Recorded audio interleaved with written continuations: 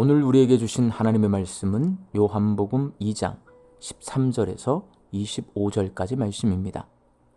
유대인의 유월절이 가까운지라 예수께서 예루살렘으로 올라가셨더니 성전 안에서 소와 양과 비둘기 파는 사람들과 돈 바꾸는 사람들이 앉아 있는 것을 보시고 노끈으로 채찍을 만드사 양이나 소를 다 성전에서 내쫓으시고 돈 바꾸는 사람들의 돈을 쏟으시며 상을 엎으시고 비둘기 파는 사람들에게 이르시되 이것을 여기서 가져가라. 내 아버지의 집으로 장사하는 집을 만들지 말라 하시니 제자들이 성경 말씀에 주의 전을 사모하는 열심이 나를 삼키리라 한 것을 기억하더라. 이에 유대인들이 대답하여 예수께 말하기를 내가 이런 일을 행하니 무슨 표적을 우리에게 보이겠느냐. 예수께서 대답하여 이르시되 너희가 이 성전을 헐라 내가 사흘 동안에 일으키리라. 유대인들이 이르되 이 성전은 46년 동안에 지었거늘 내가 3일 동안에 일으키겠느냐 하더라. 그러나 예수는 성전된 자기 육체를 가리켜 말씀하신 것이라. 죽은 자 가운데서 살아나신 후에야 제자들이 이 말씀하신 것을 기억하고 성경과 예수께서 하신 말씀을 믿었더라. 6월절에 예수께서 예루살렘에 계시니 많은 사람이 그의 행하시는 표적을 보고 그의 이름을 믿었으나 예수는 그의 몸을 그들에게 의탁하지 아니하셨으니 이는 친히 모든 사람을 아심이요 또 사람에 대하여 누구의 증언도 받으실 필요가 없었으니 이는 그가 친히 사람의 속에 있는 것을 아셨음이니라. 아멘. 예수님이 하나님의 아들이시고 그리스도이심을 소개하기 위해 기록한 요한복음은 예수님의 행적을 시간순으로 기록해 놓지 않았습니다. 그래서 예수님이 십자가에 못 박히기 직전에 일어난 성전 정화 사건을 시간 배열과 상관없이 요한복음 앞부분에 기록해 놓았습니다. 그리고 이 사건이 어떤 의미를 가지고 있는지를 가르쳐 주기 위해 다른 복음서들보다 좀 더 자세히 기록해 놓고 있습니다. 예수님이 유월절을 맞이해서 예루살렘 성전을 방문하셨다가 성전 안에서 제물로 바칠 소와 양과 비둘기를 팔면서 폭리를 취하는 사람들과 이 제물을 사는데 필요한 동전으로 환전해 주면서 폭리를 취하는 환정상들을 성전에서 내쫓으셨습니다. 그냥 내쫓지 않고 채찍을 휘두르고 상을 엎는 폭력적이고 과격한 행동을 하시면서 내쫓으셨습니다. 이는 평상시에 흔히 볼 수 없는 예수님의 아주 특별한 모습입니다. 요한복음은 제자들이 이러한 예수님의 모습을 보면서 구약성경 시편 69편 9절 주의 집을 위하는 열성이 나를 삼키고 주를 비방하는 비방이 내게 미쳤나이다가 생각났다고 기록해 놓음으로써 예수님이 왜 그렇게 과격해지셨는지에 대해 설명해 주고 있습니다. 성전에서 채찍을 휘두르시고 상을 뒤엎은 예수님을 보면서 제자들은 예수님이 성전에 대해 뜨거운 열정을 가지고 계시다는 것을 깨달았고 요한복음은 이를 설명하고 있는 것입니다. 그렇다면 예수님은 왜 이렇게 성전에 뜨거운 열심을 가지고 계셨을까요? 성전에 대한 열정은 하나님과의 만남에 대한 열정입니다. 죄짓고 하나님과 관계가 단절되고 하나님을 만나지 못하는 인간은 죽은 존재입니다. 하나님과의 관계를 회복하고 하나님과 만나는 것이 구원이고 사람이 하나님을 만날 때 생명과 영생을 얻을 수 있습니다.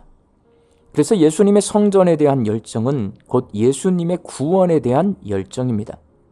예수님은 성전에서 장사하는 사람들을 쫓아내면서 예수님이 내 아버지의 집을 장사하는 집으로 만들지 말라라고 말씀하십니다. 예수님은 성전을 아버지의 집이라고 말씀하셨습니다.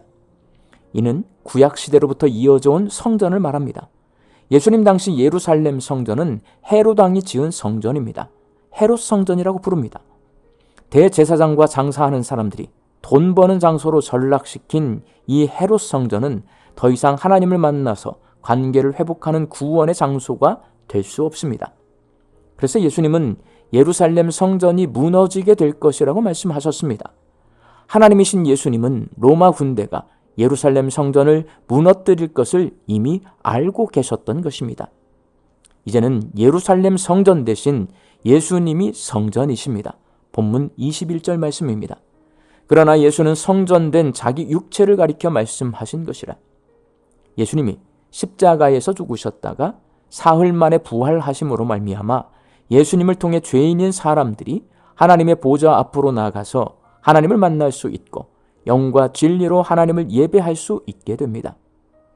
요한복음은 예수님이 부활하신 후에야 제자들이 이 말씀이 무슨 뜻인지를 이해할 수 있게 되었고 믿게 되었다고 말합니다. 본문 22절 말씀입니다. 죽은 자 가운데서 살아나신 후에야 제자들이 이 말씀하신 것을 기억하고 성경과 예수께서 하신 말씀을 믿었더라. 예수님이 부활하신 후에야 제자들은 예수님이 왜 그렇게 성전에 대해 열심을 내셨는지를 제대로 이해할 수 있었습니다. 죄인들이 하나님을 만나서 구원받게 하려고 하나님이신 예수님이 사람의 몸을 입고 이 땅에 오셔서 자기가 성전이 되신 것입니다. 성전에 대한 예수님의 열정은 그래서 구원에 대한 열정입니다. 사랑하는 광주 양림교회 성도 여러분, 요한복음은 제자들의 시각을 빌어서 예루살렘 성전을 정화하신 후 예수님께서 새로운 성전의 시대가 열렸음을 말씀하셨고 이제 예수님이 하나님을 만나서 예배할 수 있는 성전이라고 가르쳐 주심으로써 예수님을 통해 구원에 이를 수 있음을 선포합니다.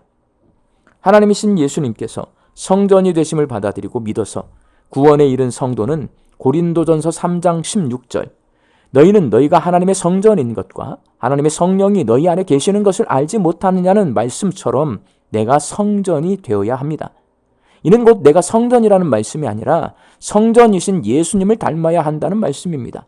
오늘 본문 24절과 25절에 기록되어 있는 것처럼 예수님은 사람의 마음속을 훤히 들여다보셔서 내가 성전인지 아닌지 예수님을 닮았는지 닮지 않았는지를 잘 알고 계십니다. 우리 광주 양림교회 성도들이 구원의 열정을 가지고 이 땅에 오셔서 성전이 되신 예수님께서 하나님이시고 그리스도이시고 주님이심을 믿고 구원받아서 나 또한 성전이 되어 예수님을 닮은 거룩한 삶을 사시기를 주님의 이름으로 축원합니다. 함께 기도하겠습니다. 죄인인 저희들이 구원에 이를 수 있도록 친히 이 땅에 찾아오셔서 성전이 되어주신 주님 참 감사합니다. 성전이신 예수님 때문에 하나님께 나아갈 수 있게 되었고 하나님 앞에 예배 드릴 수 있게 되었습니다. 그러니 주님의 은혜를 기억하며 우리도 예수님을 닮아서 거룩한 성전이 되어 살게 하여 주옵소서. 말씀 듣고 세상을 향해 나아갑니다. 이 하루도 부지런히 열심히 일하며 살아갈 광주 양림교회 성도들의 일터 위에 복을 내려 주옵소서. 일용할 양식을 풍성히 거두고 하나님께 감사함으로 화답하며 살게 하여 주옵소서. 흩어져 살고 있는 우리 가족과 자녀들을 위하여 기도합니다. 어디에 있든지 무엇을 하든지 주 날개 아래 거하게 하여 주시옵시고 믿음 가지고 하나님께 순종하며 살게 하여 주시옵시며 하나님을 경외하며 예배하자로 살게 하여 주옵소서. 육신이 연약하여서 낫기를 간구하는 환우들이 있습니다. 불쌍히 여겨주시어서 예수 그리스도의 능력으로 치유함을 얻게 하여 주시옵시고 오랜 시간 침상에 누워 계시는 장기 환우들과 어르신들이 천국 소망 붙들고 오늘 이 하루를 살게 하여 주옵시며 애쓰고 힘써서 돌보는 가족들 위에 새 힘을 더하여 주옵소서. 예수님의 이름으로 기도하옵나이다. 아멘.